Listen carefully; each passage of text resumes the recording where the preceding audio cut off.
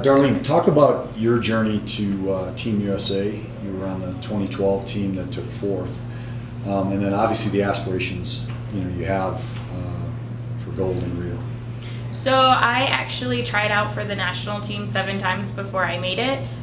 So my first national team was in 2010 for World Championships. I started playing later in life. I actually was a track athlete. So I made my USA debut in track at World Championships in 2001 and started playing basketball in 2000. So I made the team in 2010 and have been on it ever since. We're really excited for this year. Our team is the strongest that we've ever been. The girls are clicking really well together, and we're really excited to go and try to win gold this year and bring it back home. It was a disappointment to get fourth in 2012, so we wanted to redeem that. There's a couple crossover athletes. Tell us about your athletic career, what events you did, and what prompted you to get in athletics maybe before basketball at the time. So I was injured when I was 4, and I was lucky enough to be in Michigan, and we have a really high adapted sports in Michigan at the time. And I knew a quadriplegic, and he was racing, and he said, hey, why don't you try this out? And that was the sport. It was an individual sport. It was easy for me to do at home, and so I started at 7. I was the youngest to compete in Peachtree and Bloomsday at the time, the big races, and until 16 I was one of the top 3 in the United States and in the world for a while, and then I had to have rods put in my back. And so I'm fused from neck to pelvis with 2 Harrington rods for my scoliosis. And after that, track just wasn't the same. I couldn't get the push back, and I couldn't get the quickness back that I had. I went to University of Arizona, and at the time, they were trying to start a women's basketball team. And I was the 5th girl, so we had a bunch of trackies on their women's basketball team. And so we started the women's team at U of A. None of us really knew how to shoot a ball. It was really fun. The first season, I think our high score was 13 points. And so I just grew loving a team sport after that. It was an indoor sport, so in Michigan we raced in the snow and the ice, and so it was nice to be indoor where it was warm. And then I just had a passion for it and continued. I moved to Texas in 2004. University of Texas Darlene Hunter has a strong team there.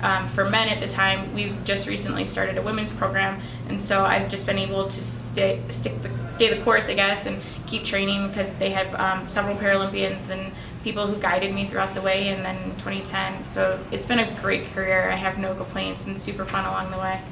So you've been a pioneer of sorts, it sounds like, all the way. You've had these milestones. I've been really lucky to be blessed to be in the locations at the right time to be able to start things and help model for future generations. So what do you say to that kid? It sounds like very strong personality and drive that you have, and how do you instill that, or how do you talk about that to a young disabled individual who's maybe doesn't have aspirations, but you can give them that hope and that drive? So we tell everybody they have to try everything once to figure out what you really like and don't like. You can't just say, hey, I don't like that, because you don't know until you try. I think it really is the people that surrounds the sports that make people stick to certain sports and others. Who do you click with? Who do you feel comfortable with? I coach juniors in Dallas right now, so we have a junior team, or we have 3 junior teams actually, and those kids, they're my drive because they look up to me and they're cheering along. And on my Facebook timeline, as crazy as it sounds, like today we were at Paralympian, and I have a little junior girl who's like 9 years old watching us on the live stream on her TV, and knowing that that's so important for her to watch the older women, and she wants to be there one day. So we tell them, keep striving for it, keep trying, you're going to be where we are, and you have to try everything once and stick with something. You can't not do anything. So switching gears between athletics and basketball, what are the big differences for you? I'm just interested from an athletic standpoint.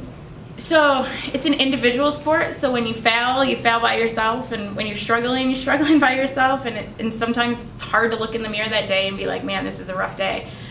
With basketball, you always have somebody to pick you up when you're having a bad day and encourage you, and and be there for you. And when you know you're tired in the gym, you could always pull a teammate along to make it more fun. Athletics, it taught me a lot about myself, like, and it helps in basketball because when you have to find that drive when things are going hard. But it's way more fun for me being in the team sport and having the camaraderie of my teammates and knowing that even off the court, like, we're a family, we have a great support system.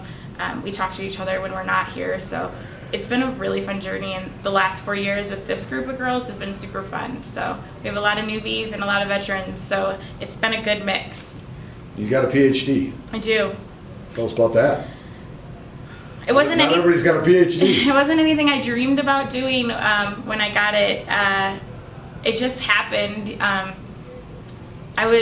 Somebody encouraged me and said this was a great program, so I went to Texas Women's University and kind of had great mentors there and great chairs and people who understood what the journey of the Paralympics were and were really supportive and worked with me so that I could get it and continue like missing school and stuff. So I did it in 3.5 years, which is also unheard of. I was really lucky to be with people who wanted to push me and made sure that when I got really crazy with my dissertation and stressed out, that they were there to like make me food and clean my house and do that stuff. So, but playing basketball was always my center. When I was done writing, I was like, okay, get it in the court. So it was a good thing to be able to do while doing basketball because it had a balance of you do school and then you do work. And so More time. NWBA, come roll with us.